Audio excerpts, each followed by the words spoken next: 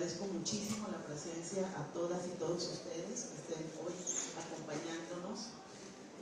La conferencia inaugural que vamos a tener, que está titulada Análisis crítico del rol de los organismos internacionales en la protección de los derechos humanos en el contexto del reordenamiento económico y político mundial, pues tiene como propósito ser la puerta de entrada a un diálogo amplio que se va a tener el día de hoy, más tarde y mañana, sobre los temas que ya han sido comentados aquí y que se dan en el marco del Sexto Congreso Internacional de Derechos Humanos y Derecho Internacional Humanitario, que bueno, ya ustedes se ha repetido el tema que hoy tenemos para este congreso en esta edición del 2025. Esta conferencia resulta particularmente pertinente porque nos va a permitir no solo reconocer los avances y aportaciones de los organismos internacionales, sino que también nos va a permitir examinar, reflexionar sobre las contradicciones internas que estos tienen. La frecuente tensión que se da entre la defensa de los derechos humanos y la dominación hegemónica que ejercen algunos países en estos organismos y pues la ausencia de otros países en estos mismos organismos que nos pone pues en una bandeja de conflictos y de diferentes intereses que se tienen que dialogar, consensar. La lucha de intereses que muchas veces debilita, sin duda, la imparcialidad de estos organismos y los conflictos que emergen cuando la protección internacional de los derechos humanos se enfrenta a los reclamos de soberanía de los estados. Entonces, no es una cuestión fácil ni una cuestión simple el trabajo que pueden hacer estos organismos en términos de los derechos humanos. Y bueno, estoy segura que con la mirada crítica del doctor Carlos Sarasa, pues vamos a lograr abrir un espacio de análisis que ponga en el centro tanto los límites como las posibilidades de estos organismos, planteando la urgencia de repensar, como ya se ha dicho aquí, sus marcos de acción y su legitimidad frente a los nuevos desafíos del orden mundial. Y bueno, con esto estamos esperando nosotros poder hacer una apertura fuerte de este congreso. Y para pasar a ello, permítanme presentar la semblanza del doctor Carlos Eduardo Sarasa Gómez. Él es originario del Eje Cafetero colombiano, es abogado con especialidad en Derechos Humanos, cuenta con una maestría y un doctorado en Derecho por la Universidad de Manizales. Ha realizado estancias de investigación en universidades como Cornell en Estados Unidos, Valencia en España, la UNAM y la Autónoma de Sinaloa en México, entre otras. Cuenta con más de 20 años de experiencia en el sector público y privado en Colombia. Incluye el Poder Judicial, la Defensoría del Pueblo y la Procuraduría General de la Nación. Actualmente se desempeña como investigador docente en la Facultad de Derechos de la Fundación Universitaria del Área Andina, donde también fue subdirector del Centro de Investigación y decano nacional. Como académico y conferencista, ha impartido cursos de pregrado y posgrado en universidades de América Latina y es autor de diversas publicaciones que abordan ejes como los derechos humanos, el derecho a la verdad y a la justicia transicional, la dignidad humana en contextos de conflicto, así como los retos del humanismo digital, la inteligencia artificial y la justicia. Entre sus contribuciones más destacadas se encuentra el artículo los derechos a la verdad y la justicia, una mirada desde el derecho internacional, que fue publicado en el 2018 y que es ampliamente citado. Este documento examina la evolución y los alcances de estos derechos en escenarios de conflicto y posconflicto. Asimismo, ha compilado y coeditado obras como Desde el sistema político a las políticas públicas, una obra que salió editada en 2019 que reúne reflexiones sobre democracia, participación y gobernanza en América Latina. Su producción académica refleja tanto una sólida base jurídica como una preocupación constante por los desafíos que enfrenta el derecho contemporáneo. Estas aportaciones le han permitido consolidarse como una voz autorizada en debates sobre los alcances de la justicia transicional, los mecanismos de reparación y la protección internacional de los derechos fundamentales y la necesidad de integrar la dimensión tecnológica a la reflexión jurídica. Sin duda, su trayectoria revela pues, a un jurista altamente capacitado, cuya labor combina formación académica sólida, pero también combina una praxis comprometida y una vocación humanista que no tiene duda. Y es una persona que se ha mostrado pues, como un convencido de que el derecho no solo es una norma escrita, sino un puente para lograr la justicia. Sin más, le cedo la palabra a nuestro invitado. Muchísimas gracias por estar aquí.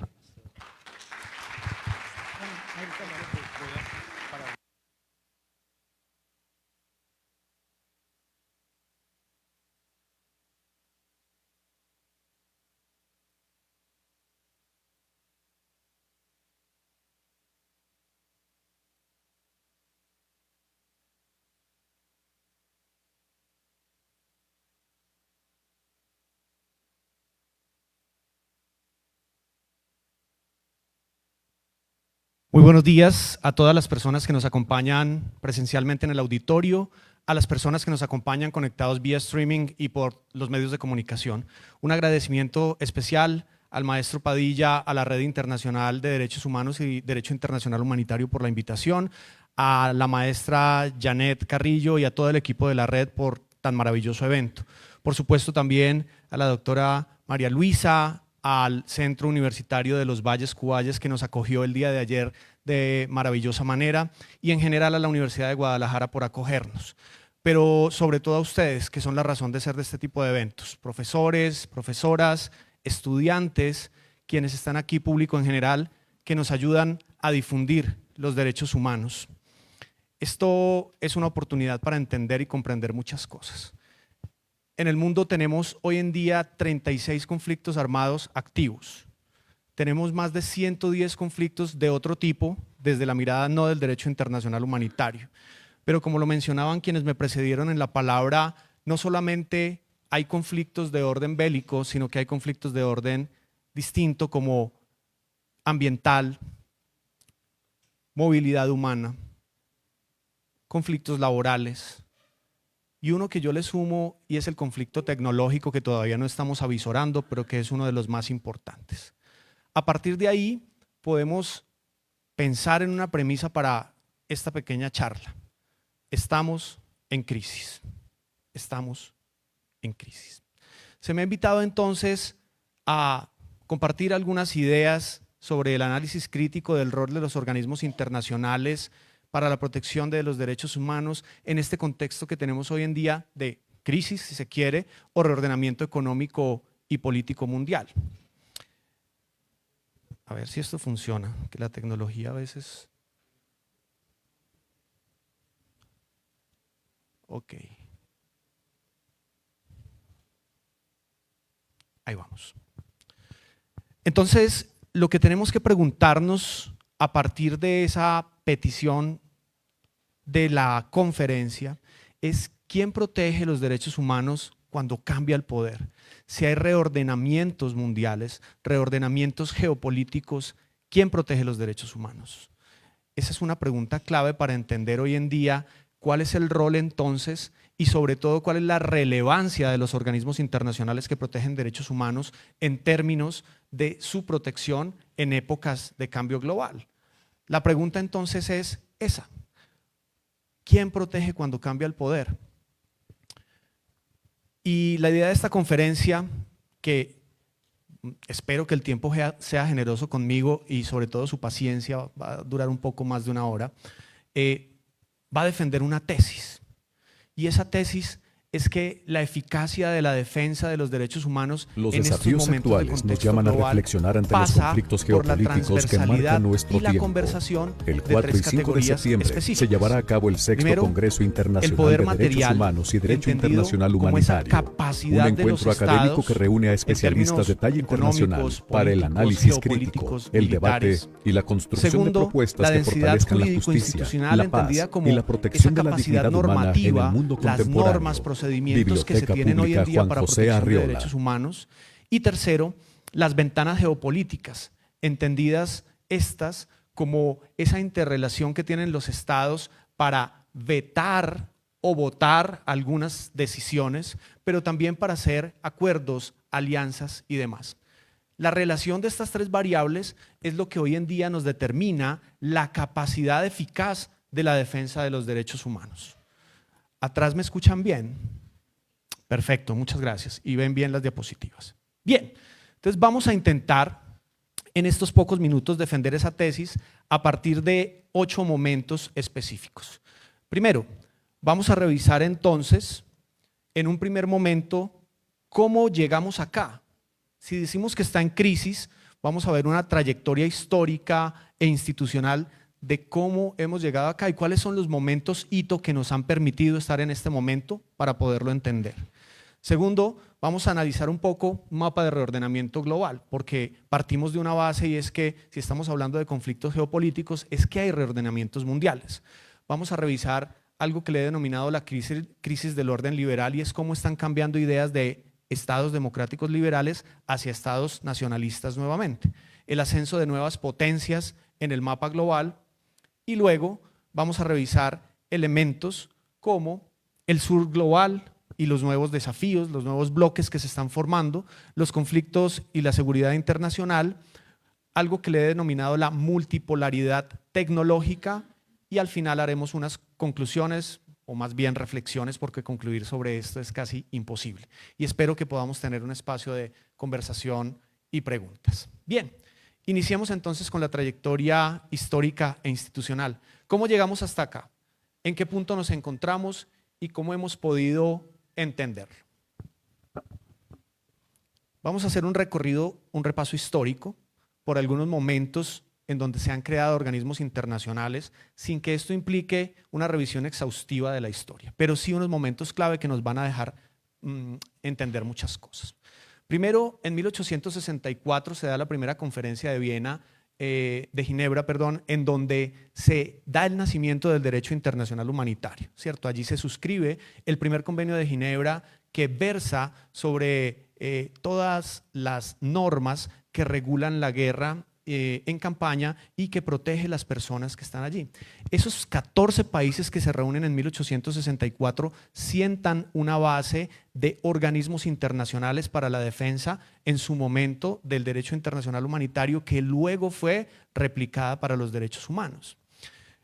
Iniciando el siglo XIX se da la Primera Guerra Mundial entre 1914 y 1918 y eso marca un primer punto de inflexión en el mundo para poder entender las dinámicas de defensa de derechos y organismos internacionales, porque recuerden ustedes que termina la Primera Guerra Mundial y en 1919 se suscribe el Tratado de Versalles y en ese Tratado de Versalles se piensa por primera vez en una agrupación, digámoslo así, hegemónica que pudiese darle vía al mundo. Me refiero a lo que se denominó la Sociedad de Naciones o la Liga de Naciones en su momento.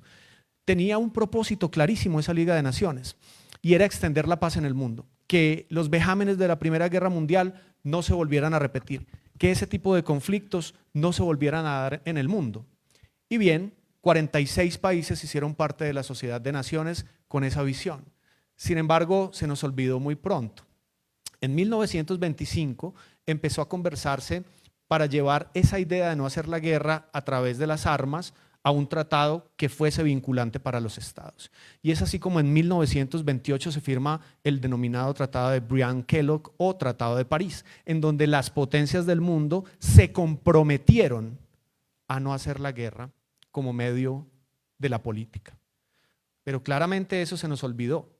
Y en 1933 inicia el ascenso del nacionalsocialismo, como ustedes lo saben, y toda una era de, si se quiere, vejámenes también a partir de la guerra.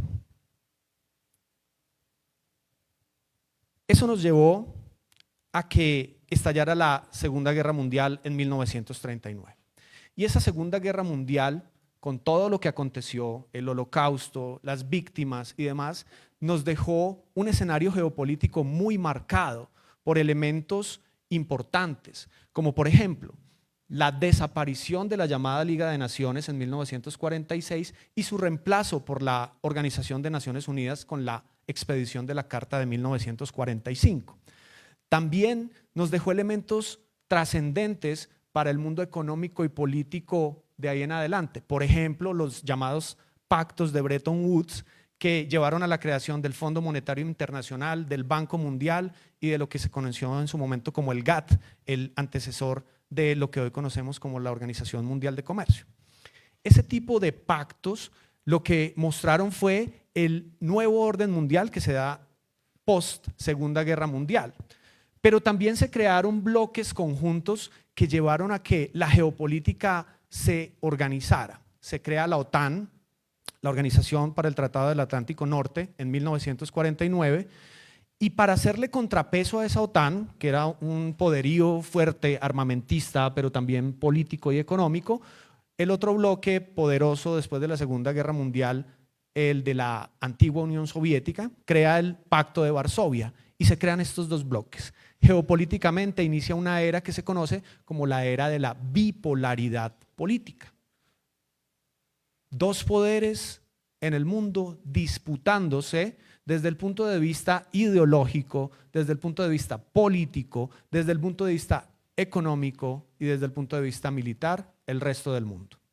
El comunismo empieza a zanjar algunas cuestiones en el mundo y se dan elementos que al final del día nos llevan a eso que conocemos como la Guerra Fría. Es un momento de bipolaridad en donde la guerra armamentista se da, pero también una guerra de escalada espacial, de escalada de intereses políticos y otras cuestiones que se suscitan.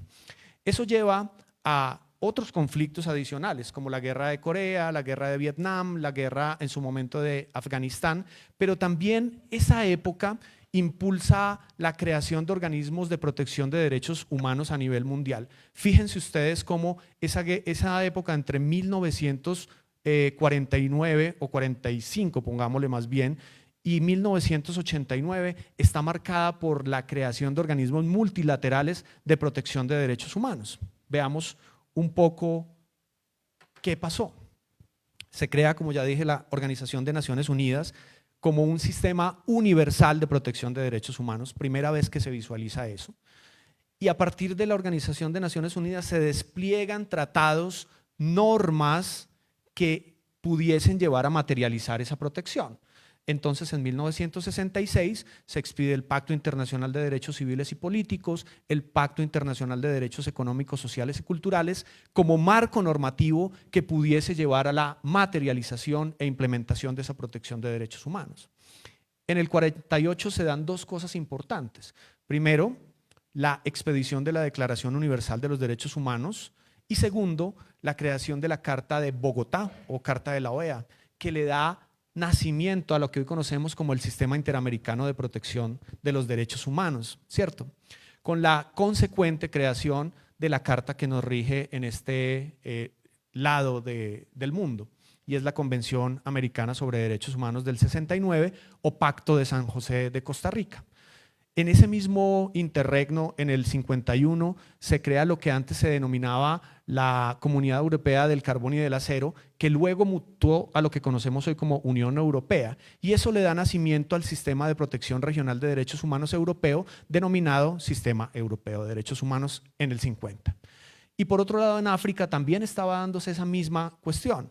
La Organización para la Unidad Africana crea a través de la Convención Africana de Derechos Humanos y de los Pueblos del 81 su sistema regional de protección de derechos humanos. Es decir, si ustedes ven ese panorama geopolítico, pero también ese panorama normativo, lo que implica es que los dos puntos hegemónicos tenían ideas. La idea occidental, encabezada por Estados Unidos, era hacer toda una proliferación de los derechos humanos en el mundo. La idea más bien del Oriente Europeo era expandir el comunismo. Y en ese momento nos encontrábamos hasta hace muy poco que empezaron a cambiar cuestiones trascendentes. En el 89 cae el muro de Berlín, se reunifica Alemania, cae también la antigua Unión Soviética y emerge en ese momento Estados Unidos como una superpotencia mundial. Cambia entonces el mapa geopolítico en el 89, 90, iniciando la década de los 90. Y pasamos de un mundo geopolíticamente bipolar a un mundo geopolíticamente unipolar, en donde ya Rusia perdió su influencia económica, su influencia militar, se disuelve y se convierte la antigua Unión Soviética en diferentes países independientes. Se acelera la globalización con la creación de la Organización Mundial de Comercio en 1995 y empieza un ejercicio de emergencia económica de países que en ese momento estaban, digámoslo así, por fuera del escenario mundial, y me estoy refiriendo a países como China. Asia tiene una relevancia importantísima en términos políticos y en términos económicos en el mundo y sobre todo en su reorganización. Pero si ustedes se fijaron en el slide anterior, mencionamos Europa, mencionamos África, mencionamos América, mencionamos el sistema global, pero Asia no estaba metido en el mundo de los derechos humanos. Eso empieza a cambiar también y hay una visión distinta. Empieza a emerger sobre todo una visión distinta con los ataques del 11 de septiembre. El terrorismo se vuelve un elemento generalizado de control político, de control de potencias que estaban surgiendo o que querían verse como potencias en el escenario mundial, y eso lleva a que cambie también el panorama en el mundo y empieza a darse algo que hoy conocemos como el desplazamiento multipolar. Este es el mundo en el que estamos hoy, la realidad. Entonces fíjense la evolución. Venimos de un mundo bipolar, dos potencias mundiales que eran hegemónicas, pasa a un mundo unipolar en donde Estados Unidos tenía el poderío mundial, casi que era el árbitro de todos, a un escenario muchísimo más complejo en el que estamos hoy, que es un mundo multipolar en ascenso. Cuando hablamos de multipolaridad, lo que estamos diciendo geopolíticamente es que el poder ya no se instala en un solo lugar, sino que se descentra, va y se distribuye en varios lugares. Pero no solamente el poder político, sino que ese poder en el mundo multipolar se descentra en diferentes escenarios, en lo económico, en lo político, en lo armamentista, y vamos a revisar cómo se da ese elemento. Crecen economías, empiezan guerras con intervenciones como la guerra de Afganistán y de Irak. La economía china crece en un 16% su Producto Interno Bruto, se vuelve la segunda economía más fuerte del mundo, empiezan a estallar crisis financieras en otros lugares. Saben ustedes que, por ejemplo, Estados Unidos, por financiar las guerras de Irán y de Irak, empieza a desfinanciar su propia economía y hay una crisis económica importante allí. Y Asia se convierte en un centro de gravedad económico. También, paralelamente, hay un resurgir de Rusia como potencia. En 2014, recuerden ustedes que se da la accesión de la península de Crimea de Rusia respecto de Ucrania. Y eso lo que muestra es que todavía tiene dientes en términos militares, en términos de poderío económico y en términos generales de poderío en el mundo.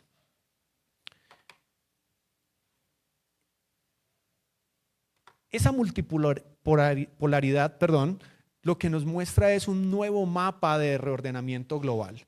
Ya el mundo no es como lo conocíamos, el mundo se ha reorganizado y hoy lo vemos distinto.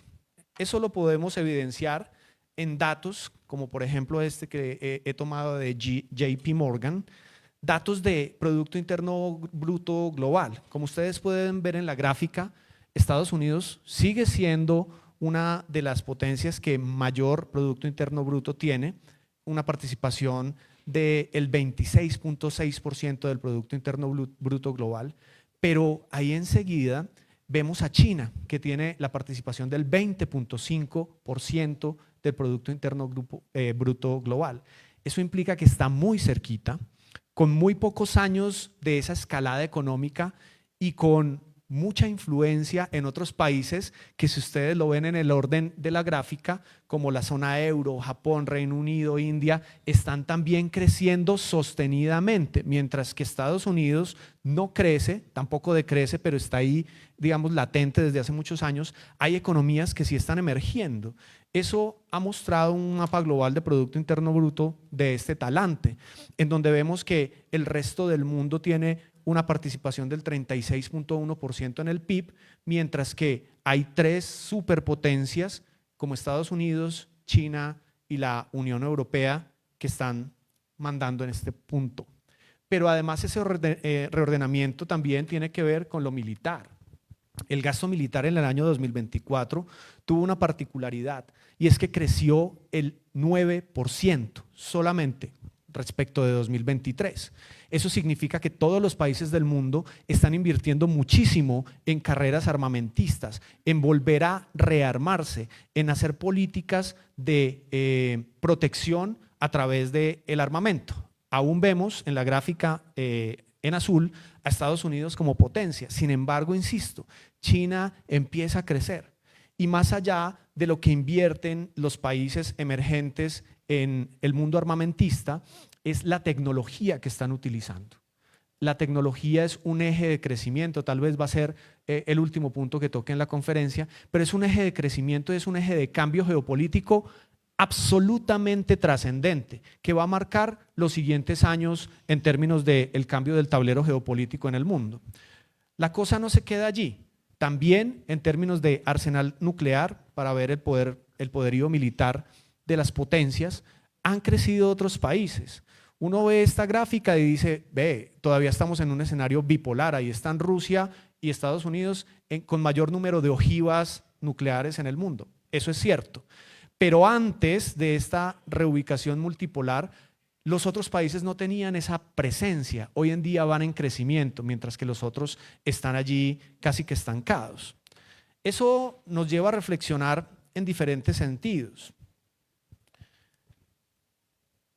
Se están reorganizando en el mundo las alianzas y los bloques de poder, con todo lo que eso implica para la protección, defensa de los derechos humanos y lo que implica para el apoyo a las organizaciones y organismos que defienden los derechos humanos.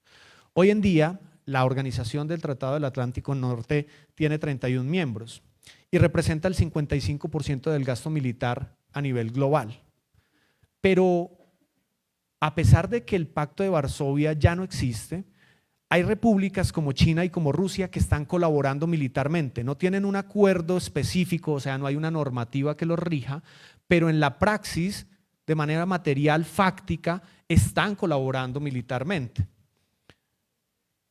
Y paralelamente a ello, se están creando nuevos bloques que antes no existían en lo económico, en lo político y en lo militar. Vemos como, por ejemplo, Estados Unidos, India, Japón y Australia han creado un bloque denominado el Quad. Y ese Quad está ahí presente para hacerle contrapeso geopolítico a Rusia. Por otro lado, tenemos el AUKUS, que es la alianza entre Australia, Reino Unido y Estados Unidos, que también busca hacer un contrapeso militar, económico y político a las potencias emergentes. Y vemos también cómo ha surgido desde hace algunos años acá el concepto de los BRICS, estos países emergentes del sur global que están buscando y están ganando realmente mucha hegemonía a nivel global. Brasil, Rusia, India, China, Sudáfrica y otros países que se han ido uniendo al bloque de los BRICS le están haciendo contrapeso a los bloques anteriores que nosotros teníamos como hegemónicos. El reordenamiento multipolar no solamente se queda en lo económico y en lo militar, también, y esto está haciendo muchísima fuerza respecto de la posibilidad de que países se unan a unos u otros bloques, tiene que ver con la influencia diplomática y la influencia blanda. La influencia diplomática china, por ejemplo, es la más creciente a nivel global. Hoy en día incluso tiene más presencia diplomática China que el propio Estados Unidos. 274 misiones diplomáticas tiene China frente a 271 que tiene Estados Unidos. Eso muestra el interés de China por controlar mucho más parte del territorio global y de tener muchos más aliados en diferentes frentes. Entonces China está haciendo alianzas tecnológicas, de libre mercado, está acrecentando la ruta de la seda, está invirtiendo en infraestructura en muchos países del mundo, y eso implica que tenga cada vez más aliados, quitándole también un poco más de fuerza a aquellos países que anteriormente tenían la hegemonía. En términos de influencia blanda, entendida esta como influencia cultural, influencia pop, influencia popular, también de cultura y educación, pues ustedes saben que Estados Unidos tenía una presencia muy grande por temas como Hollywood, por temas como el Ivy League, se supone que tiene las mejores universidades del mundo, el inglés como una especie de esperanto moderno, de lengua franca que todo el mundo adopta para la academia, para la tecnología y demás, pero eso también está teniendo sus contrapesos. Estados Unidos ya no tiene una hegemonía en ese sentido. China, con su Instituto Confucio, ha permitido que su cultura vaya permeando algunos elementos a través de los medios globales que ha instalado, a través de aplicaciones de redes sociales como TikTok que han permeado en general el globo.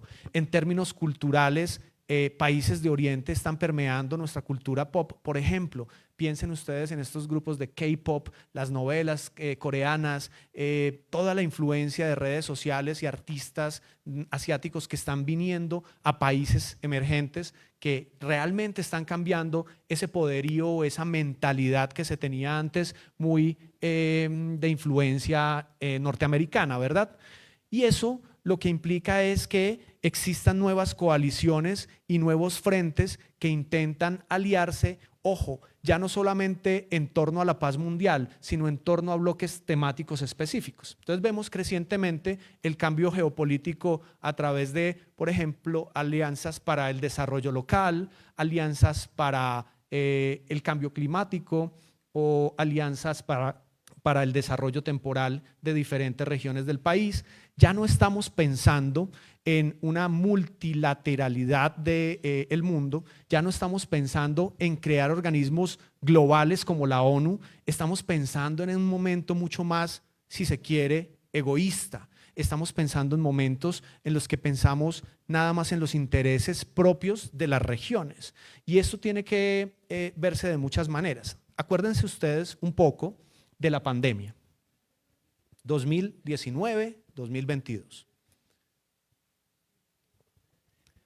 ¿Qué pasó con el ejercicio de las vacunas en pandemia? Cada país tenía las tecnologías para producirlo, pero no quería entregarle vacunas a otros países.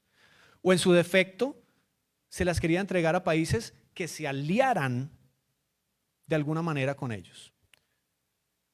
El ejercicio del poder a través de la propiedad intelectual de las vacunas. ¿Cómo cambian estas dinámicas que antes no se daban? ¿Y eso permea los derechos humanos? Por supuesto que sí. ¿Cuántas personas alcanzaron a morir en el mundo por la deficiencia de vacunas?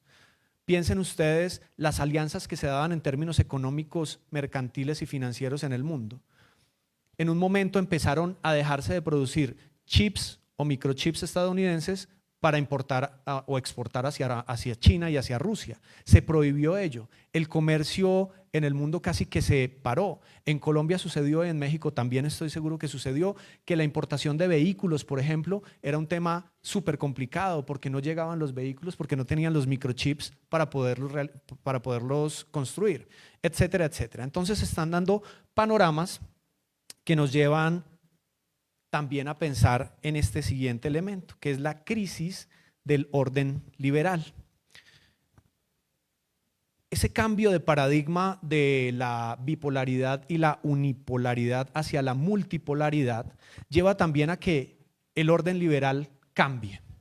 Piensen ustedes que se suponía que los países aliados que ganan la Segunda Guerra Mundial querían esto, orden liberal, derechos humanos, que pudiésemos cada país desarrollarnos como quisiéramos y que hubiese libertades en general, libertades para las personas y para los pueblos. Pues hoy en día estamos viendo un ejercicio, diría yo, sin temor a equivocarme, de retroceso.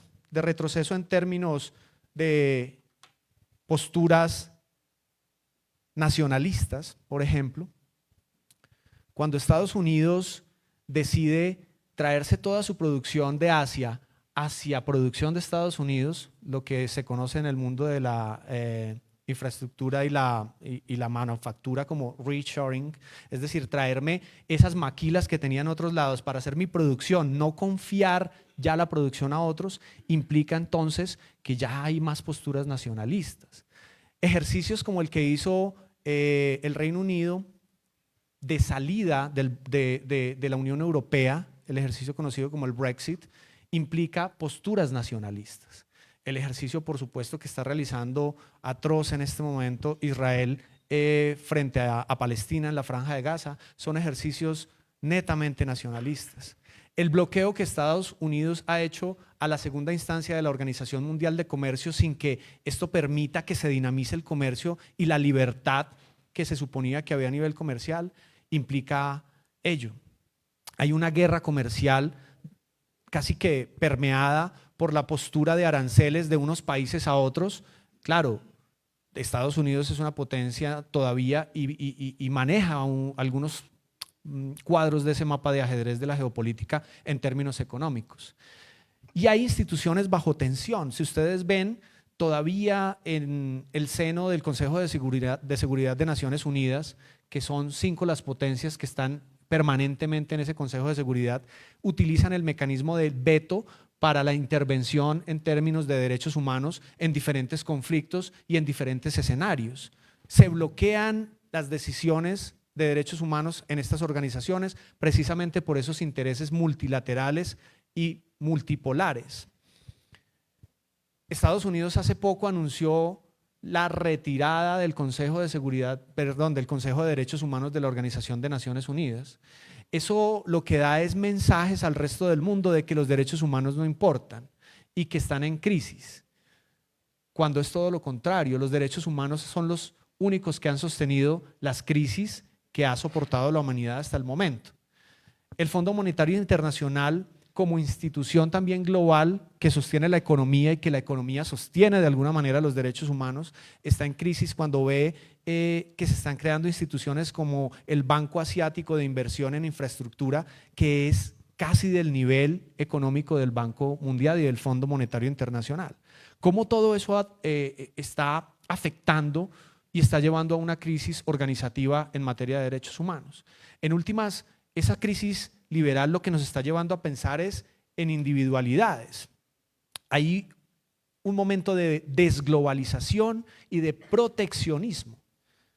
Llevamos muchas décadas globalizando la cultura, la tecnología, el mercado, la economía, y en este momento tenemos un punto de quiebre, un punto de inflexión. Estamos desglobalizándonos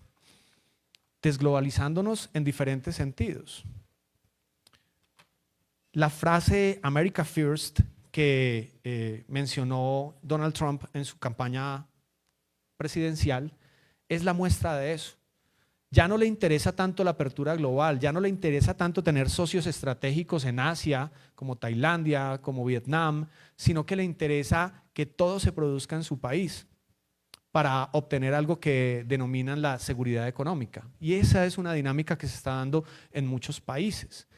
Ya no tenemos esa visión que tuvimos después de 1945 de globalización en términos de organismos de protección de derechos humanos y organismos económicos. Estamos regionalizando, estamos haciendo bloques pequeñitos para poder proteger algunas alianzas en términos regionales. Y hay algo que se denomina desacoplamiento tecnológico que implica esa desglobalización también. Hay una especie de orden transaccional. A mí me interesa únicamente lo que me convenga en la inmediatez, no lo que le convenga a todo el mundo. No hay soluciones globales, tenemos problemas globales como el calentamiento, tenemos problemas globales como las pandemias que están ahí latentes, tenemos problemas globales como los delitos transnacionales, la movilidad humana en todas sus presentaciones y en todas sus formas, y aún así no tenemos formas hoy en día políticas y geopolíticas de buscar bloques unidos para esos problemas globales. Nos enfrentamos a un momento de negacionismo de esos problemas globales para poder entender los problemas locales. Y eso, por supuesto, deriva en el ascenso de nuevas potencias, de potencias con visión multipolar. Ahí está. Potencias como China, que ha subido en muy pocos años su Producto Interno Bruto del 3 al 18%. Tiene un mayor ejército, tiene una mayor armada, pero sobre todo tiene mejor tecnología que todos los países del mundo sumados. Tiene 128 socios comerciales en el mundo y está siendo potencia. Pero el poder no se queda en China. El poder también, si esto pasa, bueno, se descentra nuevamente hacia Rusia. Rusia tiene hegemonías hoy en día en términos de energía, saben ustedes, gas. Está casi que dominando de alguna manera tácita a Europa a través de la energía. Está haciendo intervenciones en conflictos como el de Georgia, como el de Ucrania, como el de Siria, que muestran nuevamente su poderío económico. Tiene más de 6.000 ojivas nucleares que le permiten ser potencia. India no solo domina el sur global, es la mayor democracia del mundo con 1.400 millones de personas. Es la quinta economía a nivel global con un crecimiento del 6% anual sostenido además. El crecimiento tecnológico de India es impresionante. Tienen un programa espacial sólido que ya casi se puede equiparar al de Estados Unidos y al de Rusia. Y lidera el sur global con este bloque de los BRICS. Japón, a pesar de que es un pequeño país en términos geográficos, es un gigante, es la tercera economía global. Tiene un peso tecnológico específico en el mundo. La producción tecnológica de Japón casi que es de relevancia e impacto global. Tiene limitaciones militares en términos de su constitución política después de los insucesos de la Segunda Guerra Mundial y el ataque que hizo a Pearl Harbor y el nefasto ataque que recibieron de Hiroshima y Nagasaki. Pero tiene un bloque de aliados muy interesante para poder tener un puesto casi que estratégico en el mapa geopolítico del mundo. Alemania, que a pesar de todos los rezagos de la Segunda Guerra Mundial sigue siendo una superpotencia en diferentes puntos. La cuarta economía a nivel global tiene limitación militar precisamente producto de la Segunda Guerra Mundial y las limitaciones que como perdedor de la guerra tuvo, pero es pionera en tecnología, es pionera en liderazgo político en la Unión Europea y es pionera en economía global. Ese panorama político nos muestra países como Arabia Saudita, que tiene poderío económico en términos también de energías fósiles. Es un centro de inversión, las personas están yendo también a invertir allá. Hay quienes dicen que por paraísos fiscales y otras cosas, pero es un atractivo geopolítico importante en el mundo. Fíjense entonces cómo ya no el mundo está centrado en un país. Países como Brasil y como México, que por la posibilidad que tienen geográfica y por la posibilidad que tienen de alianzas con grandes potencias, están ahí también en el centro del mundo geopolítico. ¿Cuál es la influencia hoy en día de México y sus habitantes, no solo que viven aquí en el país, sino aquellos que están en Estados Unidos? Pueden cambiar decisiones políticas al punto de poner y quitar un presidente de la República. La influencia geopolítica entonces, insisto, está absolutamente descentrada. El poder ya no está en una sola parte. El poder ha cambiado inusitadamente. Y esto implica que el sur global también es un eje de pensamiento relevante hoy en día cuando hablamos de estos temas. El sur global está aventajando a muchos países en términos de derechos humanos, por ejemplo. Las discusiones más fuertes que se dan en términos de derechos humanos están trasladándose a países como el de nosotros. Personas como Boaventura de Sousa Santos y otras, incluso Marta Nussbaum, han hecho reflexiones en términos de cómo el sur global es el que está apalancando el discurso de los derechos humanos desde lo académico, desde lo político, pero como nos mencionaba la licenciada en su intervención, desde lo práctico. ¿Cómo estamos sacando los derechos humanos a las calles realmente? ¿Cómo estamos llevando esto a materializarlo de alguna manera? Estamos apalancando este tipo de cuestiones. De tal suerte que con esta nueva configuración del mundo hay un reequilibrio económico global y necesitamos urgentemente la creación de instituciones y organismos propios de derechos humanos que den cuenta de estas necesidades de un mundo que ha cambiado absolutamente.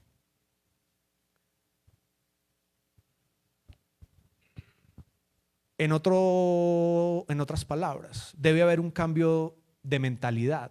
Ya no solamente tenemos que pensar en uniones monolíticas como la ONU, sino que tenemos que pensar en uniones distintas de regiones que realmente estén interesadas en cambiar la historia de los derechos humanos. Debemos de pensar en temas de justicia histórica, como las mayores demografías del mundo han sido las más casi que vulneradas históricamente, ¿sí? Hablemos de países como China, como India, que tienen las mayores demografías, pero que también las vulneraciones de derechos humanos han sido tremendas. La existencia aún de sistemas de castas en la India o de gobiernos totalitarios como China, represivos de alguna manera en términos de derechos humanos, implica que tenemos que pensar esto en términos de justicia histórica.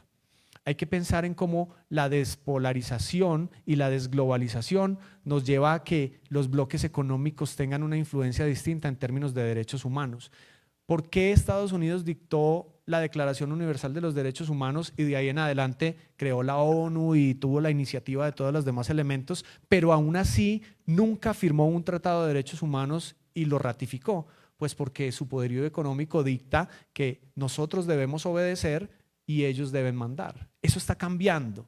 Tenemos que cambiar y pensar en normas y estándares internacionales de derechos humanos que nos lleven a vivir en las realidades actuales, que ya no son esas realidades, insisto, hegemónicas en el mundo. Esto me lleva al sexto punto, que son los conflictos y la seguridad internacional.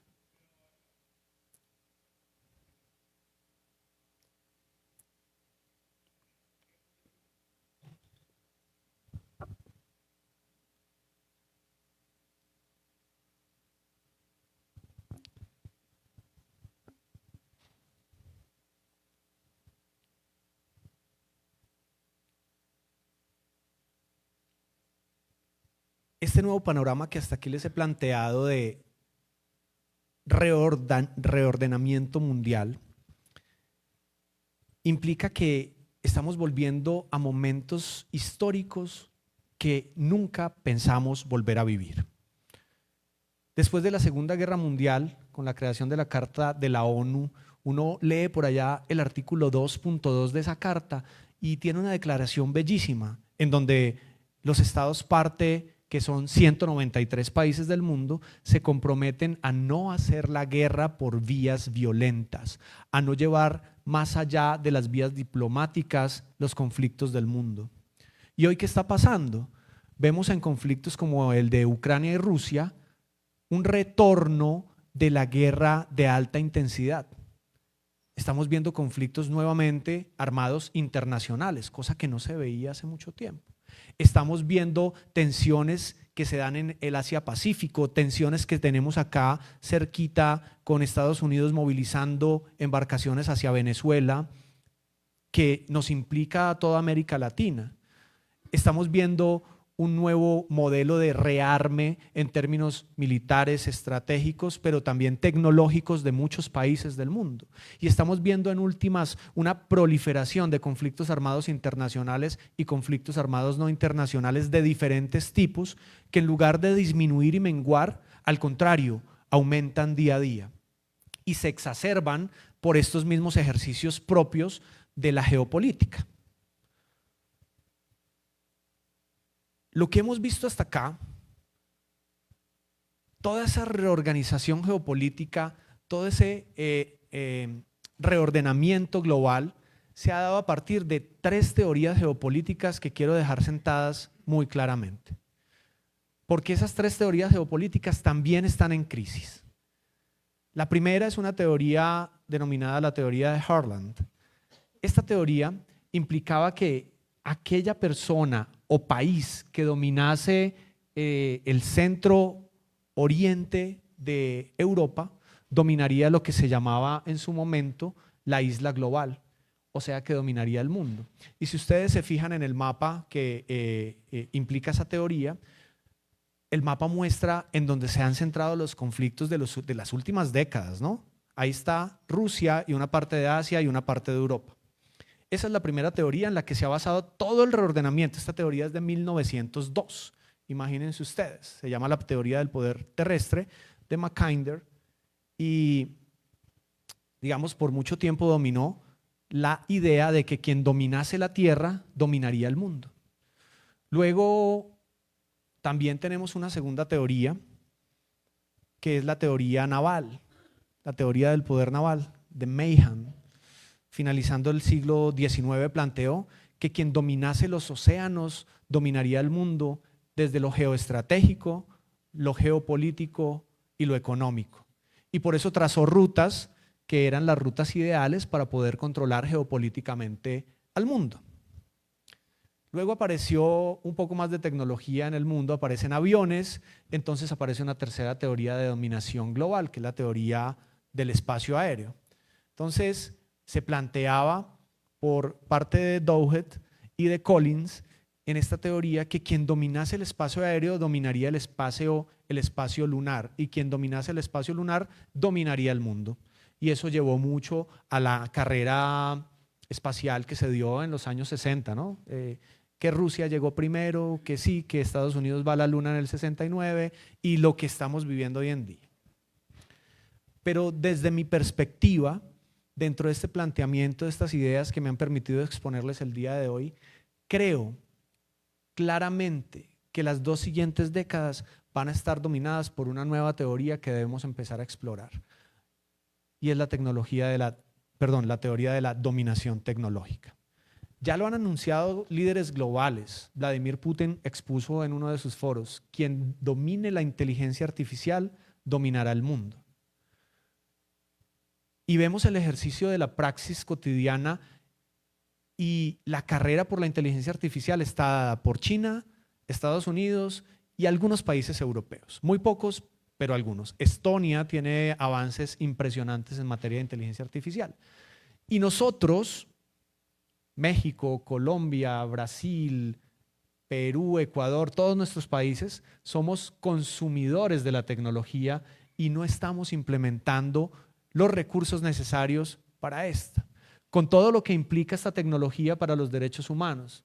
Piensen ustedes en riesgos como sesgos algorítmicos. La inteligencia artificial está llevándose y se le está trasladando los sesgos que tenemos los seres humanos. Sesgos de orden racial, sesgos de género, arquetipos que venimos y los trasladamos de nuestra idea mental hacia la idea algorítmica. Estamos viviendo momentos de vulneración de derechos humanos por las nuevas tecnologías, como las brechas digitales. El analfabetismo digital y la segregación digital son 2 preocupaciones enormes hoy en día para el tema de la inteligencia artificial. ¿Cuántas personas realmente son analfabetas digitales en el mundo? ¿Cuántos de nosotros somos analfabetas funcionales en materia de tecnología? ¿Cuántos de nosotros realmente sabemos qué es la inteligencia artificial, para qué sirve? ¿Y quiénes realmente están modelando y diseñando un nuevo mundo a partir de esta tecnología? Hay que pensarnos en ello porque va a impactar y está impactando ya a los derechos humanos de manera fuerte y creciente. Esto nos lleva únicamente, mi querido auditorio, a entender que existe un mundo de multipolaridad y por lo tanto de multicaos. Les decía al iniciar esta conferencia, estamos en crisis, pero ya no estamos en una crisis cualquiera, estamos en una crisis de la multipolaridad, con conflictos regionales, terrorismo y crimen transnacional que está casi que exacerbado por muchos elementos: cambio climático, pandemias, nacionalismo sanitario en términos de vacunas y otras cuestiones. No sabemos cómo poner en el mundo un árbitro que nos lleve a un buen norte. No tenemos un liderazgo real en el mundo que nos permita enfrentar problemas globales, que no son problemas que le competen únicamente a un país, sino que le compete a los 193 países del mundo. Estamos en un momento absoluto de crisis en el cual los organismos de derechos humanos no tienen cómo responder. Ven ustedes en la gráfica algunos elementos de solicitudes de medidas cautelares ante la Comisión Interamericana de Derechos Humanos en los últimos años. Y lo que ustedes pueden observar es un aumento casi que exponencial en la solicitud por violaciones de derechos humanos. Y como respuesta a ello, la Comisión Interamericana, la Corte Interamericana y los organismos regionales no tienen cómo responder.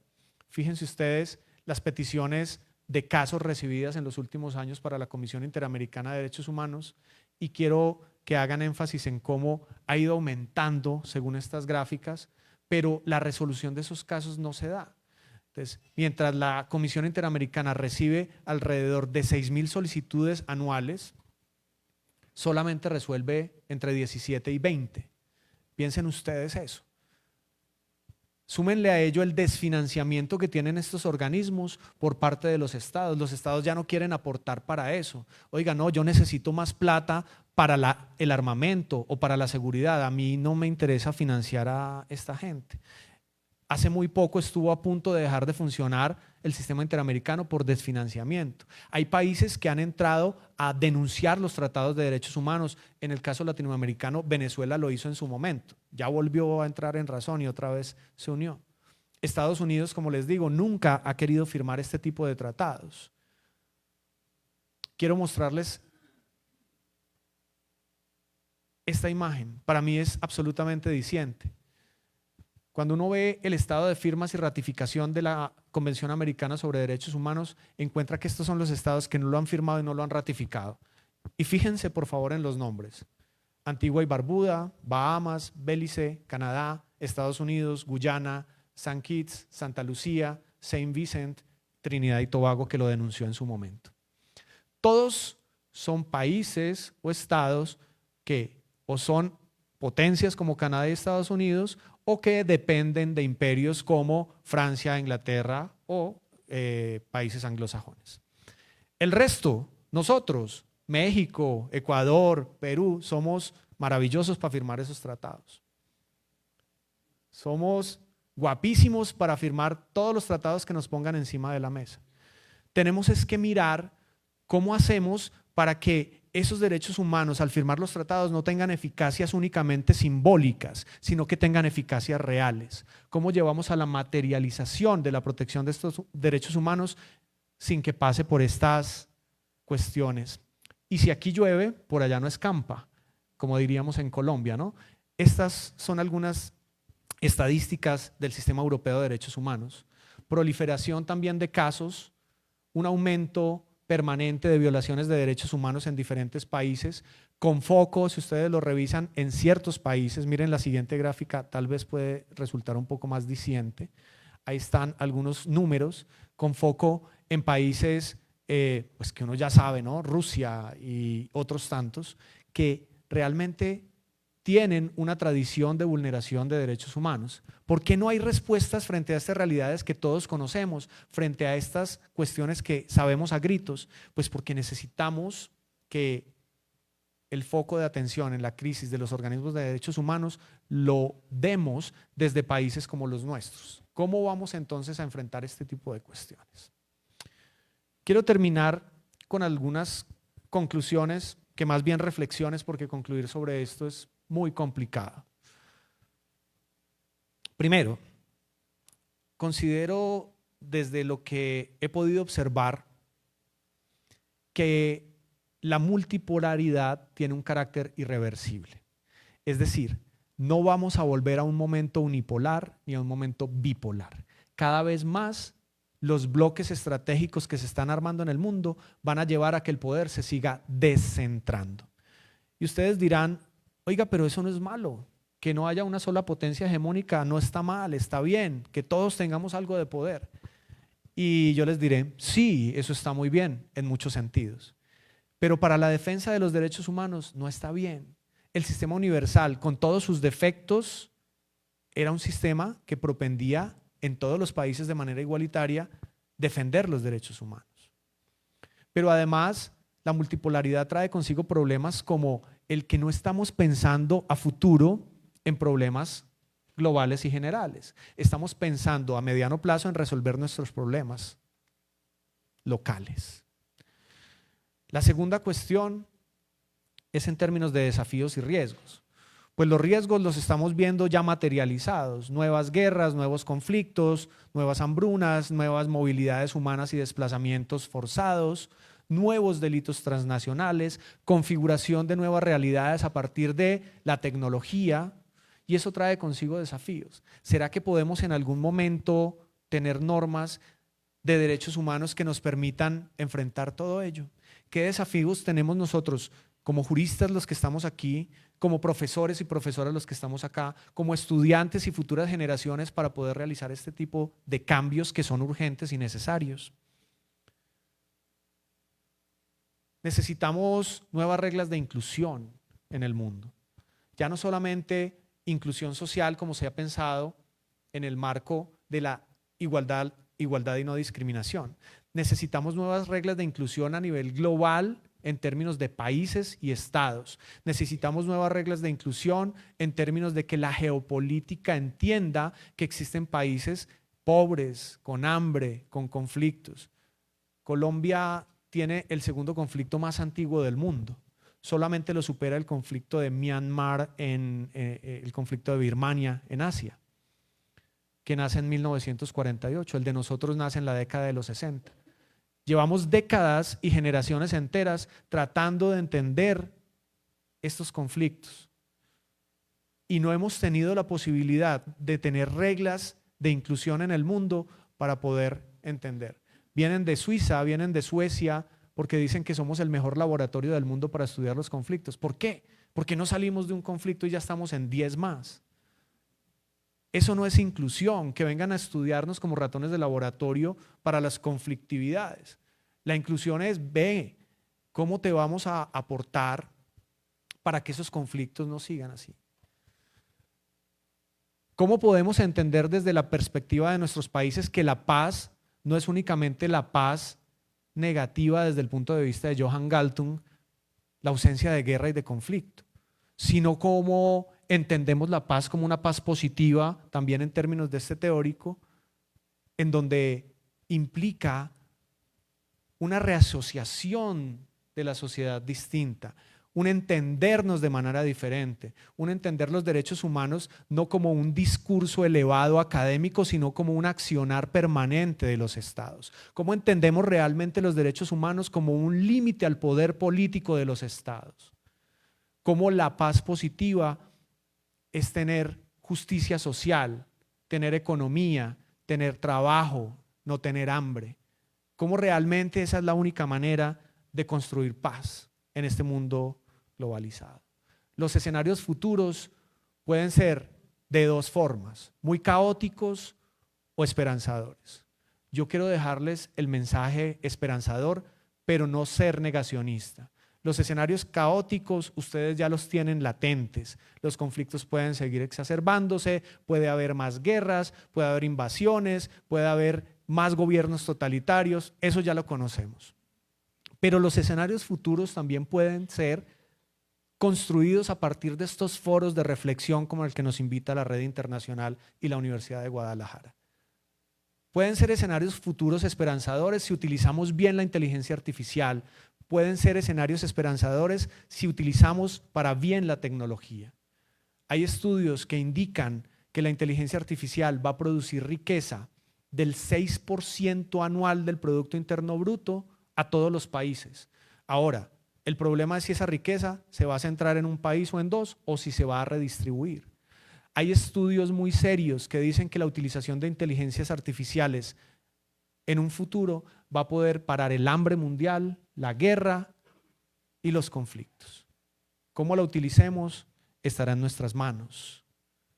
Yo les agradezco su atención y su paciencia y quedo muy pendiente a sus preguntas.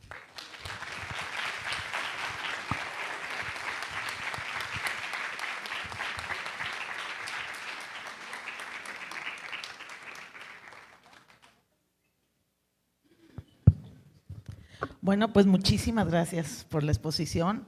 Creo que ha sido una exposición maravillosa, amplia, pues que nos deja muchísimas cosas que pensar y que nos deja latente la pregunta con la que comenzó el doctor Carlos Sarasa, ¿no? Que es, pues, ¿quién protege los derechos humanos cuando hay un cambio de poder, de hegemonías?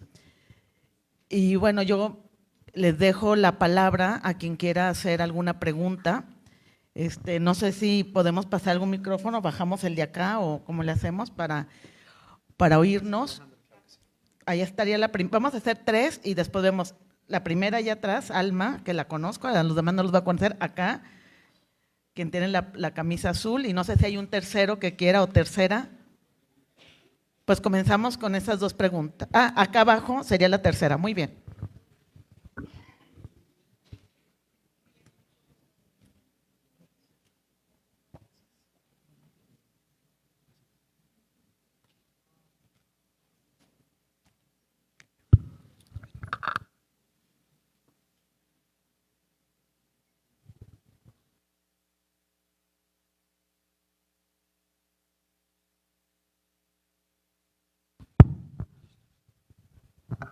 Bien, pues he seguido muy puntual su conferencia, muy interesante en este recorrido histórico que usted nos ha dado en esta parte del enfoque global.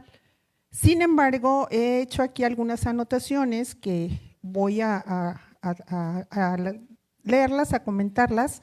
Y bueno, la primera parte he escrito que en estos últimos años, tanto a nivel nacional como internacional, se han intensificado el uso del lenguaje de los derechos humanos en los discursos oficiales, en los planes de desarrollo, en las agendas gubernamentales y en las declaraciones institucionales.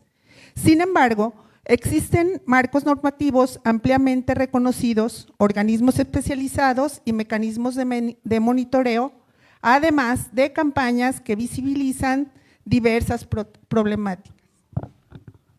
Sin embargo, en muchos países esta es una retórica que se traduce en acciones coherentes, sistemáticas y sostenibles. Sin embargo, persiste también una desconexión entre el compromiso formal y la garantía real de los derechos humanos. En este caso, especialmente en territorios donde se criminaliza a defensores, se mantienen altos índices de impunidad y además se reproducen prácticas estructurales de exclusión. La constante instrumentalización del discurso de derechos humanos se violenta la política clara y se genera desconfianza social y en algunos casos puede vaciar de contenido al propio concepto de derechos humanos. Y vienen aquí 2 preguntas. La primera, desde su experiencia como defensor de derechos humanos, ¿cómo responde usted a las crecientes críticas que se señalan sobre los marcos discursivos y normativos que existen y que se están haciendo utilizar más que como herramientas simbólicas y no como compromisos vinculantes? Y la segunda, ¿qué mecanismos concretos propone para garantizar que la defensa de derechos humanos no quede relegada en el plano declarativo y logre, pues de alguna manera, permear efectivamente en las estructuras de poder y en la transformación real de las condiciones de vida de la población en general y en especial de todos aquellos población que es más vulnerable? Gracias. Muchas gracias. ¿Me recuerda su nombre, por favor? Soy Alma Castellanos y vengo del Centro Universitario de los Valles. Gracias, Alma.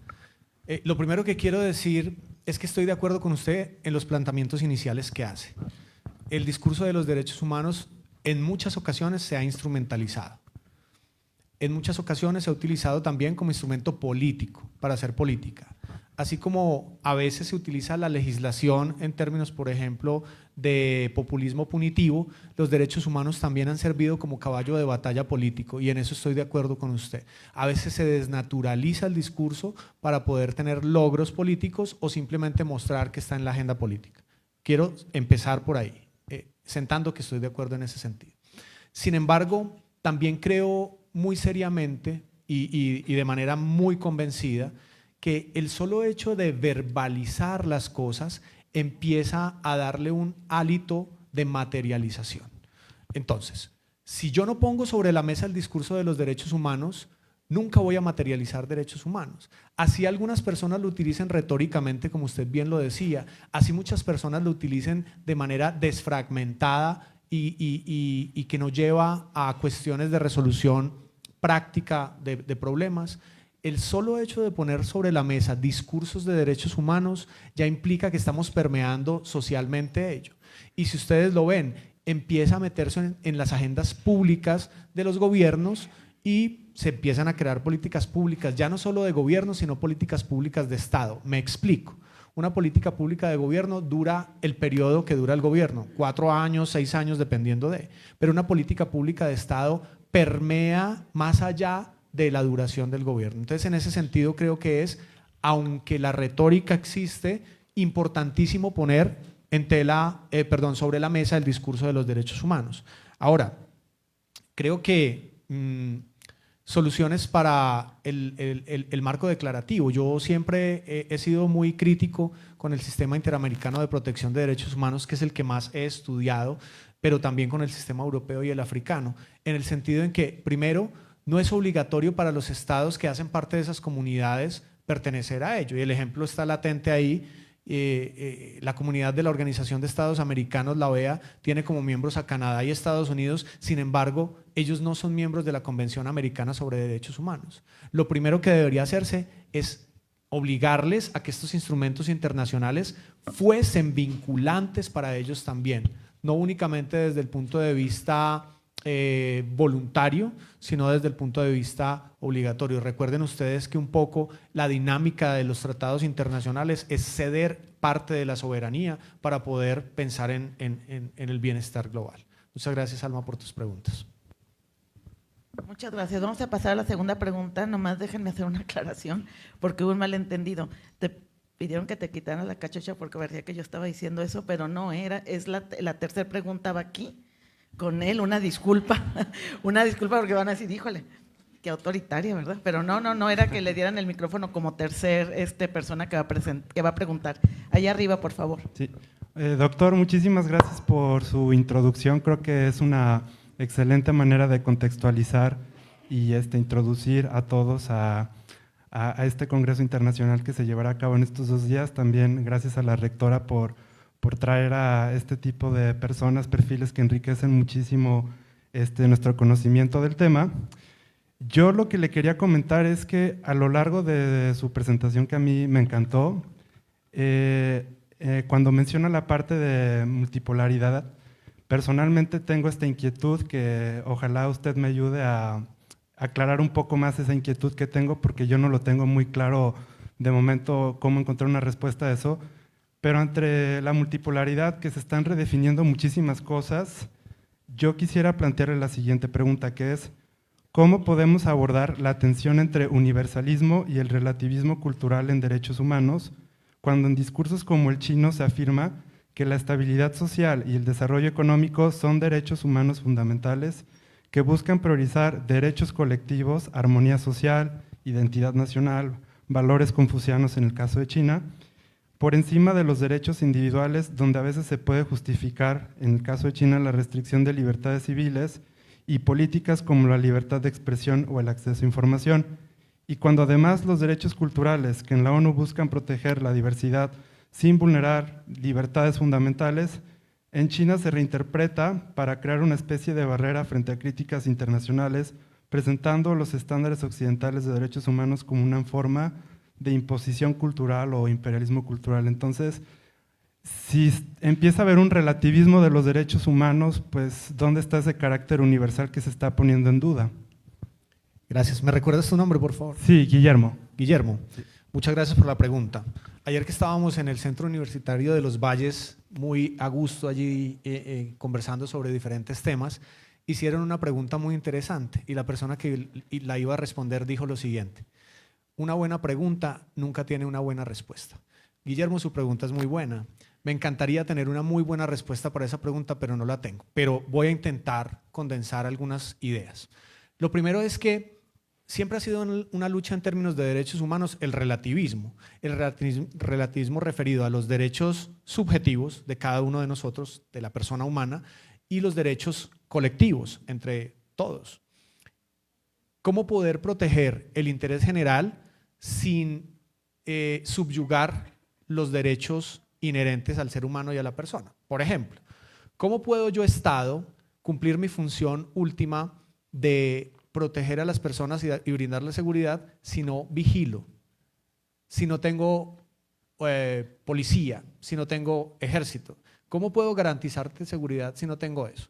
Entonces, al final del día, yo soy muy salomónico con esto y me voy a adscribir a las teorías contractualistas del Estado. Entonces, a mí me gusta mucho Rousseau en ese sentido. Entonces, Jean-Jacques Rousseau, que decía, mira, cuando tú perteneces a un Estado, tácitamente estás firmando un contrato social. Y ese contrato social implica que tú cedes ciertas libertades para que el Estado te administre. Esas teorías contractualistas han funcionado muy bien en términos de cuando logramos un equilibrio entre libertades individuales y derechos colectivos. El interés general prima, pero yo no puedo quitarte tus libertades individuales. Para el derecho occidental y para el mundo filosófico y de pensamiento occidental, eso es muy claro. Eso es muy claro desde las teorías contractualistas. Ahora, para Oriente, y específicamente el punto que tú mencionabas de China, ha sido difícil entender eso porque su tradición y su cultura es distinta. Y yo no creo que allí haya relativismo de los derechos humanos. Allí lo que veo es que hay dos cosmovisiones distintas que se deben respetar y que deben coexistir. Mientras China no imponga su cosmovisión a países como nosotros, que somos occidentales, yo creo que no habría problema en esa relativización que tú planteas.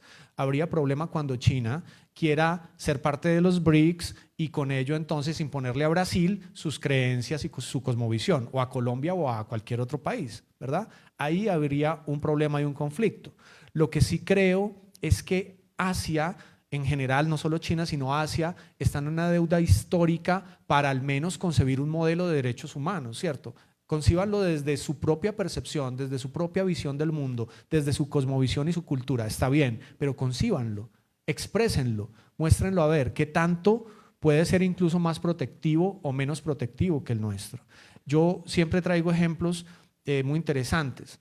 Si uno va a Australia, por ejemplo, en Australia no existe en la Constitución política una carta de derechos amplia. En cambio, si uno viene a México, a Colombia, tenemos cartas de derechos amplísimas. Eso, derecho, que quiere un derecho, téngalo, ¿cierto? ¿Quiere 20? Sí, tenga 20. Allá no, pero allá materializan los derechos. Sin que haya una carta específica y nutrida de derechos, los materializan. Es decir, hay el derecho a la educación, de verdad. El derecho a la salud está seriamente contemplado. El derecho a la vida, o sea, uno lo ve en la calle. Aquí tenemos cartas de derechos, pero son derechos muy simbólicos. Hay que hacer esa transición. Y en esa transición que planteo, pues tenemos que también entender lógicas como las asiáticas. ¿Qué tal que en un desarrollo teórico de la cosmovisión asiática, China nos plantea un modelo de derechos humanos mucho mejor que el nuestro? ¿Qué tal que se diera eso? Yo no lo llamaría entonces relativismo, sino cosmovisión. Gracias, Guillermo. Bueno, primero que nada, felicitarlo porque estuvo muy interesante su conferencia. Se abordaron los temas de una forma muy elocuente y pues me llamó mucho la atención. Mi pregunta va en relación con los derechos humanos. Aquí en México están consagrados los derechos humanos en 29 artículos. ¿En cuántos artículos estarían consagrados los derechos en Colombia? Gracias, muy buena pregunta. ¿Tu nombre, por favor? Marco. Marco, primero gracias por asistir, por el interés. Creo que si tocamos generaciones como ustedes, generaciones muy jóvenes, esto va a crecer muchísimo en materia de derechos humanos.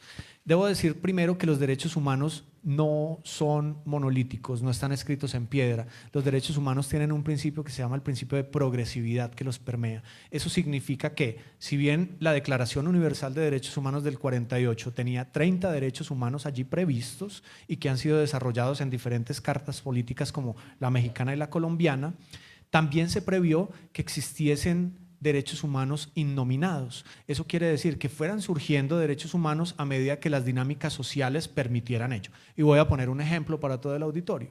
Hoy en día estamos hablando de un derecho humano al Internet. ¿Quiénes han escuchado eso? Muchos de ustedes. Que el Internet sea un derecho humano no estaba previsto ni en la Carta Mexicana, ni en la Carta Colombiana, ni en la Declaración Universal de Derechos Humanos. Pero en cambio, las necesidades sociales han llevado a que se piense en un derecho humano al Internet. Estamos hablando hoy en día de un derecho humano en Colombia que es el derecho a la transparencia algorítmica. Es un derecho humano sustentado por la Corte Constitucional Colombiana en una sentencia de febrero de 2025, que es la sentencia T067 de 2025, que dice que ningún sistema automatizado de toma de decisiones del Estado podrá tener cajas negras o decisiones que sean que no se puedan explicar a las personas que son administradas por el Estado. Entonces, para redondear la respuesta, los derechos humanos no se quedan estáticos en un momento de la vida, sino que son progresivos, son dinámicos. Hoy en día podemos tener cartas de derechos amplísimas que estén ahí intrínsecamente en las constituciones o que se creen vía jurisprudencial, porque hoy en día vivimos un derecho vivo. Gracias. ¿Más que quiera hacer alguna pregunta? Por favor, ahí, pásale la…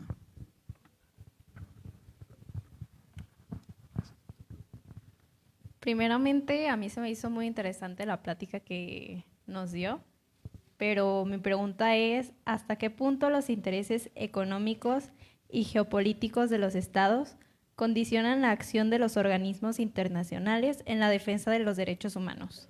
Gracias. ¿Tu nombre, por favor? Diana. Diana, gracias. Me encanta que te haya parecido interesante. Es difícil ser interesante uno parado acá, eso es muy difícil, pero gracias. Diana, ¿en qué punto? Yo digo al 100%.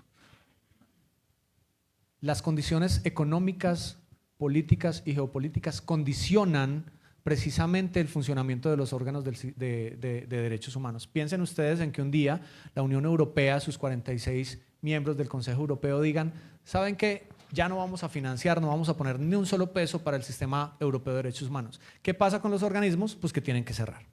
Lo mismo pasa con el sistema interamericano. Si mañana los países dicen, ay no, es que yo quiero más bien meterle más plata a la guerra y no quiero financiar estos derechos humanos, pues se acaba el sistema interamericano de protección, ¿cierto? Lo mismo sucede con el poder político, no solo el económico, el poder político. Por ejemplo, supongan ustedes que surja una superpotencia mañana, llámese la superpotencia X, y diga, a partir de mañana el discurso de los derechos humanos queda vetado en el mundo. ¿Qué pasará con esa superpotencia que tenga el poder realmente de vetar el discurso de derechos humanos? Ahora, les quiero llevar a un escenario que muchos estamos estudiando y que puede llegar a ser real, esperemos que no lo sea. Además de las potencias geopolíticas que están surgiendo con esta multipolaridad, no estamos pensando en actores no gubernamentales que son incluso más poderosos que los estados. Voy a poner ejemplos. Piensen en Google, piensen en Meta, piensen en grandes potencias tecnológicas que tienen más poder económico incluso que muchos estados del mundo. ¿Qué influencia van a llevar ellos económica y geopolíticamente? Y les voy a dar respuestas con casos concretos. Hay un caso que se dio en Inglaterra que se le conoce como el caso de… se me olvida el nombre en este momento. Ya me voy a acordar. Era una empresa de analítica de datos, se llama así Cambridge Analytica, precisamente, y esa empresa lo que hacía era recoger datos mundiales de Facebook, Meta y sus redes sociales.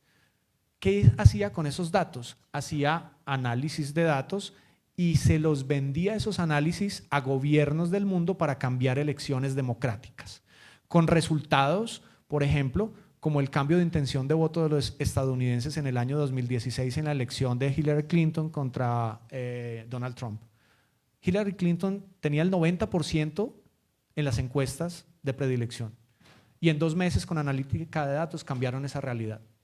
El Brexit en 2018 tuvo la misma suerte y esa empresa, Cambridge Analytica, ha influido en la democracia de más de 20 países en el mundo comprobados, Haití y Colombia entre ellos. Hay un documental muy interesante en Netflix que habla sobre ese caso de Cambridge Analytica. Entonces ya no solamente va a importar, Diana, para todos, todas y todes, no solo va a importar la influencia económica de los estados y la influencia geopolítica de los estados, sino de actores que hoy en día vemos que son incluso superiores a muchos estados. ¿Alguien más que quiera hacer una pregunta? Vamos a cerrar con esta y una siguiente pregunta, porque yo me apunto para la siguiente pregunta. Adelante. Hola, buenas tardes. Primero que nada, agradecerle nuevamente y felicitarlo también por todos los temas que tocó el día de hoy. Creo que todo lo que mencionó fue muy acertado conforme a la situación actual. Y mi pregunta más que nada se relaciona a las tecnologías. Nos hablaba un poquito sobre que el futuro es tecnológico y es de la inteligencia artificial. Y es claro cómo incluso en el día de hoy podemos ver cómo nuestra dinámica actual ha sido transformada por completo por estas tecnologías emergentes. Y mi duda es, ¿en qué sentido o hasta qué punto los derechos humanos se podrían ver vulnerados por este crecimiento sin control? ¿O en qué sentido también se podría utilizar como una herramienta para garantizarlos? ¿Tu nombre, por favor? Alexa. Alexa, muchas gracias por tu pregunta, muy interesante. Fíjense ustedes que hoy en día se está hablando de una nueva generación de derechos.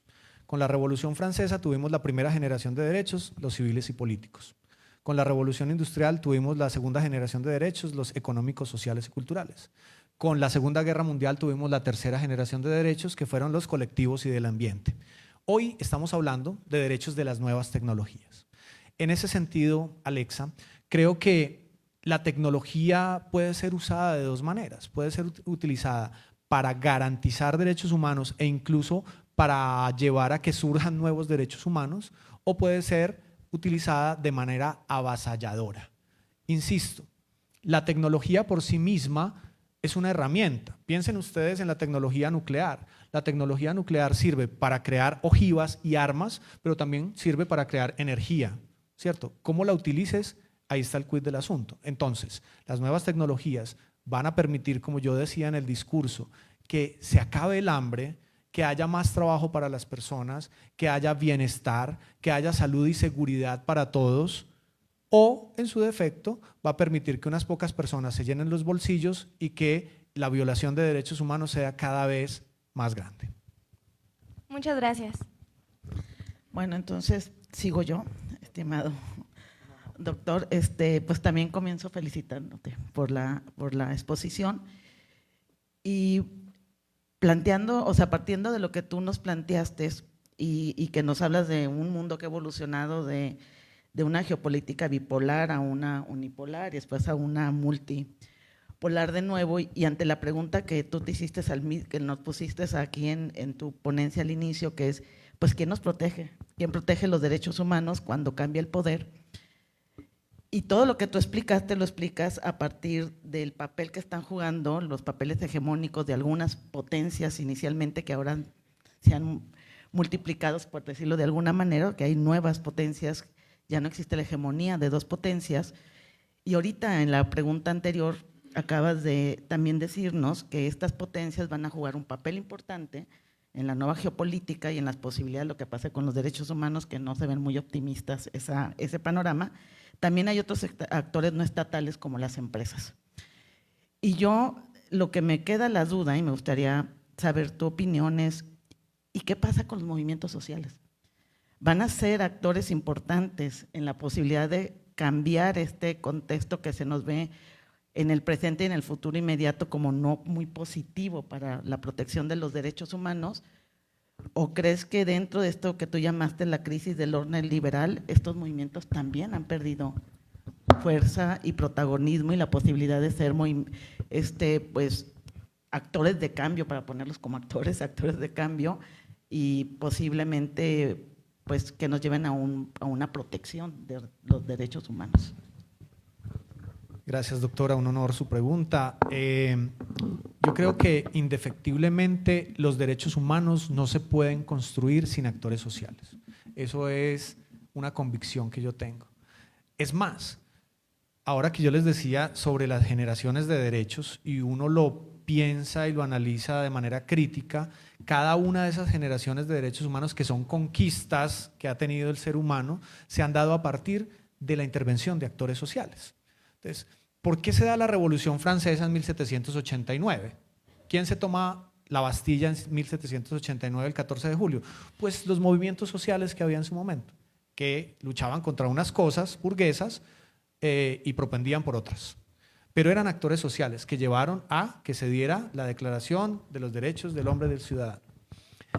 La Revolución Industrial llevó a que los trabajadores de esas nuevas realidades en las fábricas reclamaran sus derechos laborales. Una revolución de actores sociales. Y así sucesivamente. ¿Por qué se han en los últimos años conseguido derechos para las comunidades LGBTIQ+? Porque ha habido activismo social. Los actores sociales son importantes para esto. Y a los actores sociales yo le incluyo no solamente las personas que están fuera de los estados, sino actores sociales como los jueces y juezas de las repúblicas o de los estados. El activismo judicial es trascendente para que pueda haber reconocimiento y materialización de derechos. Ahí a mí me encanta un ejercicio que es el ejercicio del litigio estratégico. A través del litigio estratégico se han podido conquistar nuevos elementos de derechos y el activismo social creo que es la única manera en que lleguemos a esto. Cuando las nuevas tecnologías empiecen a permearnos más allá de entretenernos a través de las redes sociales y otras cosas, cuando hagamos procesos de concienciación de cómo esas tecnologías nos pueden afectar, creo que van a empezar marchas y elementos de activismo social. Y les voy a poner un ejemplo para que ustedes tengan como claro qué está pasando en el mundo. Ustedes saben que la hipervigilancia es una de las cosas que está latente. Hay cámaras de seguridad en todas partes, hay reconocimiento facial, hay biometría para entrar a todos los lugares del mundo. En muchas ciudades de Europa, como Londres, por ejemplo, hay miles de cámaras de seguridad en todos los rincones de la ciudad. En China, ni se diga, hay hipervigilancia. Casi que estamos materializando esa cuestión que nos planteaba George Orwell en su 1984. ¿Cuál es la respuesta del activismo social frente a ello? Y espero que por favor sean curiosos y busquen por ahí en internet. La gente está diseñando unas máscaras que permiten cubrir el rostro y que distorsionan las formas del rostro de tal manera que te permiten ver sin ningún problema, no te quitan el campo visual, pero en cambio no le permiten a las cámaras reconocerte facialmente. Eso es activismo social. Ya estamos respondiendo frente a este tipo de cosas. Hay comunidades que están prohibiendo, por ejemplo, o no prohibiendo, sino más bien limitando el uso de inteligencias artificiales para ciertos asuntos, en términos de activismo social. Para redondear, doctora, a su maravillosa pregunta, creo que los actores sociales son agentes de cambio permanentes y que la variable tecnología no va a hacer que cambie el activismo social. Pues muchísimas gracias, no nos queda más que agradecerte, Carlos, pues tu brillante exposición, el haber aceptado acompañarnos en la ponencia inaugural y creo que pues cumplimos con el objetivo de tener una ponencia inaugural que nos abre una ventana de cuestiones de discusión para el resto del día de hoy y el de mañana en este 6º Congreso de la Redit. Muchísimas gracias a todas y a todos por acompañarnos. Muchas gracias a ustedes por su paciencia.